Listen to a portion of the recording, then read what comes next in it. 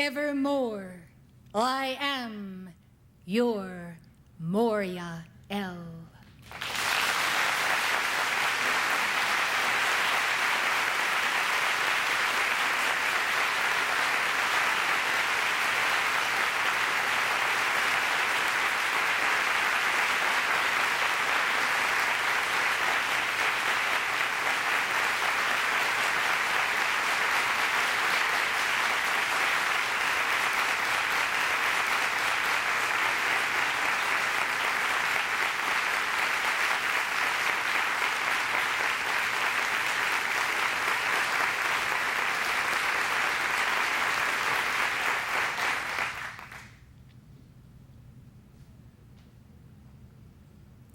Truly, it is a day of righteousness. It is a day of returning to the law of God. And it is altogether fitting that you have come to Summit University this summer to be tutored of the world teachers. And so fitting that you have come willing to be chalices for the ministry of God in this age. I am gratified, gratified indeed, and my gratitude is now a transmission of fire of the joy of the will of God to your heart. I transmit to you joy, beloved, a joy incomparable of those who live to fulfill that will. Therefore be seated in this joyous flame. Carrying the blue rose of Sirius on behalf of all who can receive it, I also reminisce with you this day upon those early beginnings, with a certain measure of heaviness on my heart and yet a great lightness. I did explain how difficult it was to secure the dispensation of the Summit Lighthouse from Helios and Vesta, against the backdrop of the failures of many and the burdens that we, the brothers in white, have borne for faithless ones who could not carry the cup of light. So I did explain that I did commit on that occasion jewels and other momentums of attainment that I did not care to explain. Great was the gift of my heart as collateral for that which was to be. And beloved, there were so few in the beginning, yet the promise was given for 3 and another 3 and a 7th. Thus it did come from the heart of Archangel Michael, the protection of the 7 below by the 7 who spoke above. Now, beloved, we see the fruit of accomplishment, and you may recall at various points in this movement's history that I have again come forth to pledge a certain diamond and a certain momentum that this activity might continue even when, in the dark hours of the storms of the astral sea, the lighthouse was all but overcome by the waves and the momentums of the dark ones. The rejoicing I have this day is upon the great victory of many who have surely provided a compensation for my service and a response, who have gotten me benched and unbenched, and therefore allowed me to continue. I can tell you surely, beloved, that when you see burdens continue or calamities in your life or things not moving as great as at greatest speed as you would desire, you can know that I am reaching the limits, almost as though the sky were a canopy and I could not press beyond it. Then you will know that I have run out of the fire of your decree momentums to my heart, and you are bearing a weight that is not necessary, one that I should desire to carry for you, but cannot. It does not matter what day of the week, though the Tuesday is preferred, beloved, but to consecrate a service to me means that not only I can assist you, but others to whom I call, for I give your decrees to others in hierarchy who also seek the dispensation to assist you. We are bound by the limits of the necessity for you to experience certain of your momentums of karma, certain of your momentums of neglect. But beyond that, beloved, we would bear for you much more than we are able. I therefore return to the point of the discussion regarding individual Christhood. Inasmuch as 33 years have transpired, it was expected and in fact required by Helios and Vesta that at the turning of the year 33, there should be found in this community souls of light embodying that Christhood after a certain portion, a portion which cannot be defined by me, but may not necessarily be required to be the ultimate portion of the full incarnation of the Christ. I speak then of disciples well on their way to embodying that Christhood, having the cast of mind of Christ and what would Christ do in each situation. Beloved ones, I have sponsored souls in the past year who could fulfill this requirement, some of whom have come with a goodly portion of their Christ manifestation. This has indeed helped the record of the service of all who have been a part of this community. On the other side of the ledger, beloved, it is also necessary, according to the grant of Helios and Vesta, that you make the call for the binding of the dweller on the threshold of all who can realize their Christhood or a portion thereof swiftly, and of all of those who have turned against their own Christ self and therefore against the messenger of that Christ. Thus to clear the records of those who have come and gone, and in their hatred of the Christ, cursed the activity and the messenger itself.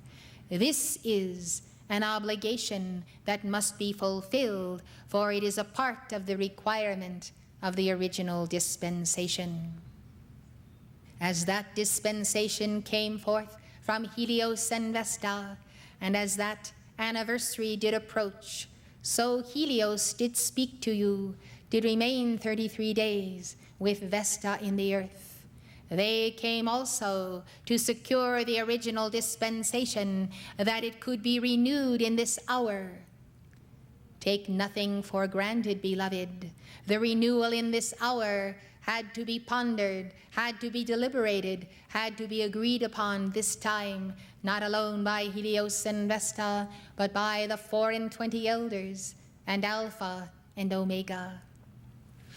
Therefore, beloved, the fact of this celebration and these dictations is a fact indeed, because those below, you yourselves and your fervent hearts, and those above have worked together to see to it that it could be made possible. Therefore, this is our cause for celebration and congratulations to you and the hierarchy of light this day.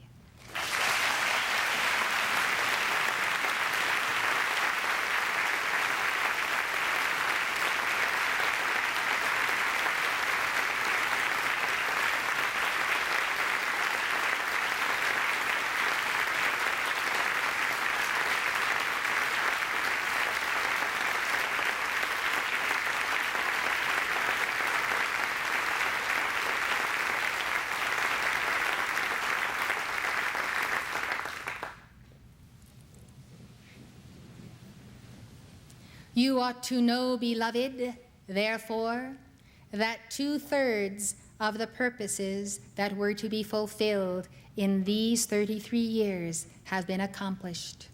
1/3 remains, beloved, and therefore I trust you will see and understand, as the emphasis has come forth in the dictations and from the heart of the messengers, that the outreach and the presentation of the teachings in every form and in the media and by your heart-to-heart and person-to-person delivery of the word, this must give the increase, this must bring about the swelling of the ranks, this must spread abroad the true Christ consciousness that many may walk in.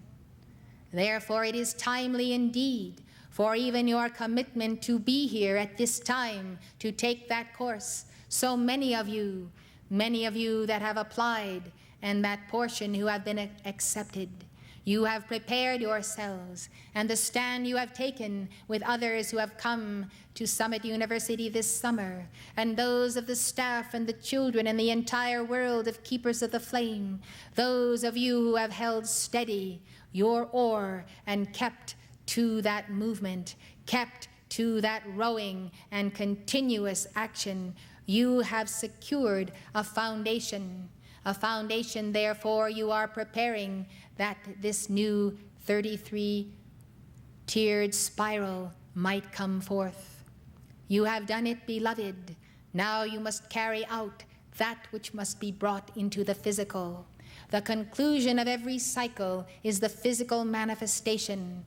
Therefore, you have seen all hell break loose to oppose you through many interest groups and spiritual wickedness in high places to prevent the physical manifestation of the purposes of this ranch and of your properties in Glastonbury.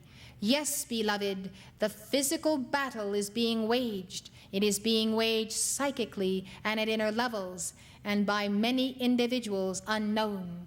You must have the physical victory, and you shall have it if you continue in your dynamic decrees and understand that this is a momentum where you can fulfill that cycle and its reason for being of the first 33. And this can overlap in the beginning of the new. It is a physical challenge that does coincide with a dark cycle coming to the physical octave. All are and have been tested throughout this year and the years past. Yet some have not returned to drink of our fount, but have determined to go away in bitterness and in the gall of that bitterness. Let them be confronted. Let them be turned back. Let them choose to enter the glory and the joy of the new dispensation and to have the good karma of fulfilling the old in the physical plane. Else, let them go their way. It is time for the lukewarm to not be present, beloved, for you must be hot or cold. And if you wax hot, you will have the power of the yin and the yang. And if you wax cold, you will have the power of the yin and the yang. But if you wax lukewarm, you shall have neither. For the polarity of being and the divine dance of Lord Shiva is based upon the Tai Chi and only this.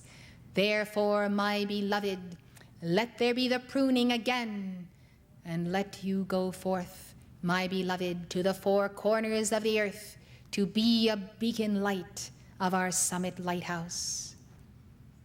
Yes, I have come, and I stand with the stalwart ones, and I stand with the weak and the undecided. For at this moment of our anniversary, I stand by all, the frail and those who God identify. I have come to help you and to give a final opportunity to those who are half-hearted. I, Moria, cannot carry you much longer. Therefore, repolarize yourself to the magnet of divine love in my heart and know the renewal of your being. It is an hour of renewal by the Holy Spirit, by the Elum of peace, by the violet flame of Saint Germain, by the protection unending of Archangel Michael, who has delivered you personally and carried you in his arm so many times. Oh, beloved, is this not our summit lighthouse, the love tryst of the ages where heaven and earth meet, and you know the glow of a perpetual springtime of love, even while the enemy rages? Yes. Yes, beloved, sing to the springtime of love. Remember your youth and the eternal youth, Sanat Kumara and his holy ones. Remember the fullness of the sacred fire in your temple. Remember to keep the Lord's covenant and to keep it holy. I have stood with Saint Germain at the Royal Teton Retreat and in council with the Lords of Karma. Yes, beloved, and Mother Mary with us, we are deeply concerned as to the conditions in the world, and have profound regret that though the messengers have spoken, we have spoken. The threat of Soviet communism and the leadership of the Soviet Union has not been perceived. I reiterate the call for the binding of the dweller on the threshold of those of the I Am race who are Americans wherever they are on the face of the earth. Let them be cleared, let the fallen ones be bound, and let this message pierce and penetrate. Let the people dream the dreams of God and see reality in their sleep. Call that they might be shown in the cave of symbols and the Royal Teton Retreat what is the true equation. Call for the lightning of the mind of God to pierce that density. Let them be compelled by the 7 archangels to see that reality in a glimpse, and then again and again and again until reality does haunt them, and finally they embrace it as their deliverer. God reality is profaned by those who abuse that sign of Libra. In their treachery and in their intrigue and their deception, oh yes, beloved, the mission of the Summit Lighthouse was to quicken the people of all nations as to the intent of the international capitalist communist conspiracy. And as the messenger has said, its message has made her in this activity unpopular, yet we must care for our own. We must reach out. Do you regret that you have borne the embarrassment of your messenger's message, beloved? No. I thank you for this, for some have surely preferred not to have their leader so maligned and ridiculed. Yes, beloved, it has borne fruit, for the light bearers have come apart. They shall be saved, and this was the design of our dispensation. Yet, beloved, we desired more, and the quickening of the earth, and so did Helios and Vesta. And Helios came with the stated purpose to us to see why there was not greater general acceptance. And his conclusion, which he has given to the Darjeeling and Indian councils and at the Royal Teton Retreat, is that not enough preparatory work has been done by our shepherds and chelas, plowing the field of consciousness, allowing the violet flame and the calls again for the binding and setting aside of the carnal mind and the dweller on the threshold. These calls preparing the way could have made the difference in some souls, in some individuals. Now you have that call and a mighty momentum on it, and it does work more wonders than you dream of. Thus Helios himself has determined to further endow that call and those who give it with his power of the sun and the power of his original dispensation of this community, For the Summit Lighthouse is more than an organization. It is the community. It is the Sangha of the Buddha. It is the Dharma of the Buddha. And it is the Buddha itself. These three jewels, these three, take refuge in them, in the very person of the Buddha whom you see. Whom do you see, beloved? Do you see Gautama? Do you see Sanat Kumara Maitreya? Do you see your Christ self? Do you see the budding Buddha within you? Take refuge in the Buddha you can see, even as the messenger has taken refuge in my heart and in the lineage of hierarchy she represents. Yes, beloved, meditate upon the God whom you can see, and you shall become that one. Yes, this is the Summit Lighthouse. It is awareness by the three dots. Now you know the three dots are the Sangha, the Dharma, and the Buddha. I take my refuge in them, which means I take my refuge in your heart, beloved. Your heart is the place of the inner Buddha, even as your I Am presence is the Buddha. I take refuge in the heart of my Chila. Where else can I go in this octave? I tell you, nowhere. Nowhere but to the heart of the Chila that does intone, not my will, not my will, not my will, but thine be done. Words of Christ, words mocked in the media, as though this will could be the will of the messenger. It is the will of the messenger, the will that the messenger does adore and seek to become. It is only the will of God that guides this activity.